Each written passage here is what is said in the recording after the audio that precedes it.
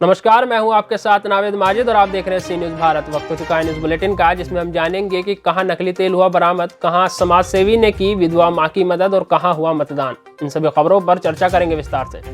बिलसी नगर के मोहल्ला संख्या 8 में विधवा मां के बेटे के इलाज को बिलसी चेयरमैन अनुज वाशने तथा उनके भाई मेहुल वाशने और समाज सेवी दीपक गुप्ता आगे आए हैं। आज सुबह चेयरमैन अनुज वाशने ने बाबा मिशन हॉस्पिटल की डॉक्टर टीम को विधवा मां के बेटे के इलाज के लिए उसके घर भेजा।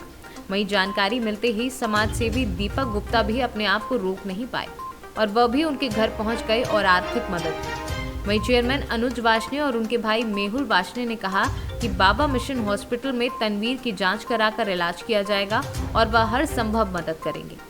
बता दें, कई महीनों से विधवा मां अपने जवान बेटे के इलाज के लिए दर-दर भटक कर अधिकारियों से गुहार लगा रही थी, परंतु अधिकारियों ने नहीं सुनी। वहीं समाज सेवी आगे आए हैं। हमारे संवाददाता नईम भाई और दैनिक जागरण के अतुल वाशने की सूचना मिली कि हमारे नगर बिलसी में एक बेवा का जवान बेटा बीमार है और अत्यधिक बीमार है और उसके पास कोई जरिया नहीं था। इन सब चीज़ों को देख के मन द्रवित हुआ।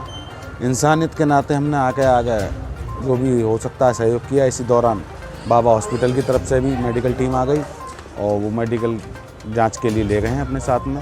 और मेरा आप सबके माध्यम से ये आह्वान है कि इंसानियत के लिए जितना भी हो सकता है आगे बढ़ के सहयोग करें। बदायूं से सीनू संवाददाता नईम अब्बासी की रिपोर्ट।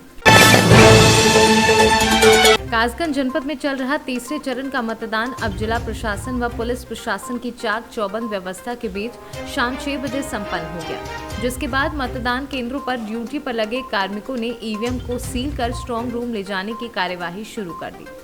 आपको बता दें कि कासगंज जनपद की तीनों विधानसभा सीट पर कुल 37 प्रत्याशी थे, जिनका अब भाग्य ईवीएम में कैद हो गया है, जिसका फैसला 10 मार्च को आएगा, जिसमें पता चलेगा कि कासगंज जनपद में तीनों विधानसभा सीटों पर किसके सिर पर जीत का ताज सजेगा। बात करें कासगंज जनपद की तो तीनों विधानसभा सीटों की तो यहां 63% मतदान हुआ। कासगंज से सीनू संवाददाता केशव उपाध्याय की रिपोर्ट।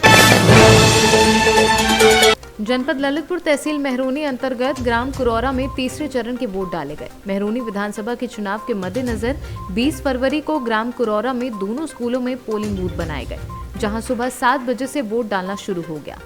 2:30 बजे पोलिंग बूथ के कर्मचारियों के साथ हर पार्टी के एजेंट से वोट डालते समय झड़प हुई। इस दौरान एजेंट ने स्कूल के बाहर जाकर कर्मचारियों पर तानाशाही का आरोप लगाया है।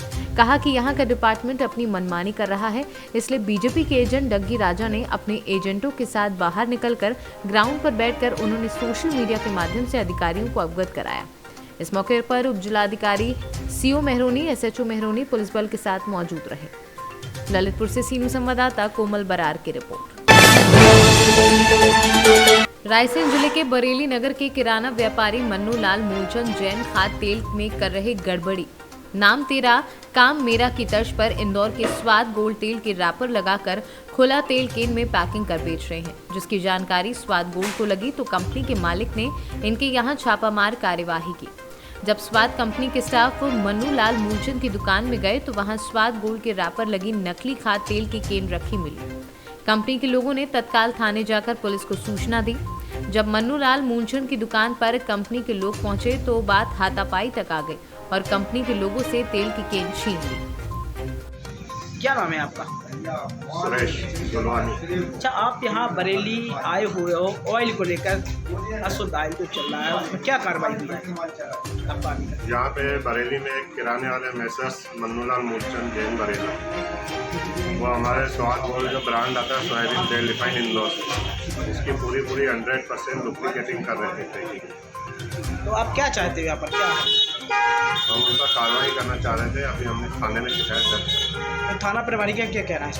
थाना प्रभारी ने हमसे आवेदन लिया है, जांच के बाद आवेदन देख के तो पूरी शिकायत दर्ज करेंगे, उसके खिलाफ FIR दर्ज कराई जाएगी। आपकी कंपनी के स्वाद तेल के नाम पर यहाँ पर बेचा जा रहा है, ये सच है या झूठ, क्या है?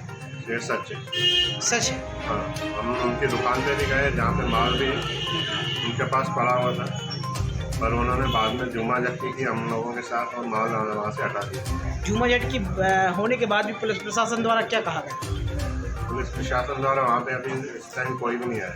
कोई भी नहीं है आपकी मदद के लिए? हाँ, आपने सूचना दी थी क्या थाने में पहले? हाँ सूचना दी। उसके बाद भी?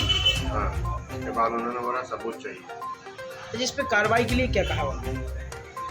कार्रवाई के लिए थाना प्रभारी द्वारा ये थाना प्रभारी द्वारा कार्रवाई के लिए कहा गया कि पहले उनके यहाँ पे जो डुप्लीकेटिंग जार हो रही है उसको जब ले आओ वहाँ से हटा के उसके बाद हम देखें कि दोनों में क्या फ़र्क है, असली और नकली। यदि कार्रवाई नहीं होती तो फिर आप क्या करवा आगे चल के क्या होगा?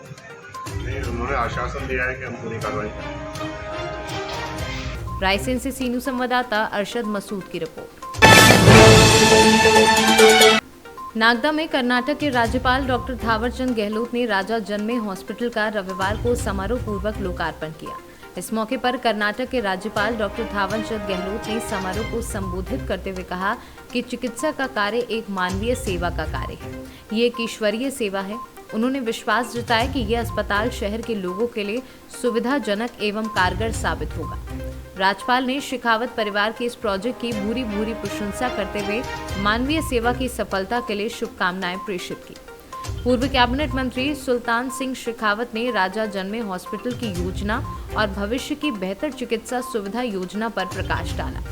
कार्यक्रम के प्रारंभ में अतिथियों ने भगवान धन्वंतरी एवं विश्वकर्मा की तर्ज पर माल्यार्पण किया और बाद में कर्नाटक के राज्यपाल थावरचंद गहलोत ने फीता काटकर अस्पताल का लोकार्पण किया। कोरोना पीरियड के समय में हमने अपने होटल को कोरोना अस्पताल बनाया था।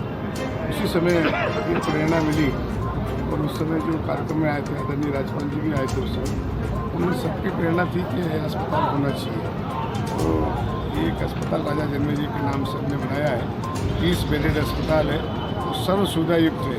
इसमें बच्चों का, महिलाओं का और जनरल सभी प्रकार के डॉक्टर्स और उपकरण और सारी सुविधाएं उपलब्ध रहेगी। नागदा की जनता का सहयोग अपार मिला है, आगे भी मिलेगा, तो इसका और विस्तार करेंगे। हाँ, इसके अंदर जो शासकीय योजना के अंतर्गत जो मरीजों को इलाज होता है वो सुविधा के लिए भी यहाँ पर कुछ अभी इस संबंध में थोड़ा समय लगेगा। तो जब समय लगेगा जिस समय शासन से बातचीत करके उन योजनाओं का लाभ जो मिला सके। उज्जैन से सीनू संवाददाता सुरेश जाटवा की रिपोर्ट। फिलहाल के लिए इस न्यूज़ बुलेटिन में इतना ही। देश और दुनिया की तमाम खबरों के लिए देखते रहिए सी न्यूज़ भारत।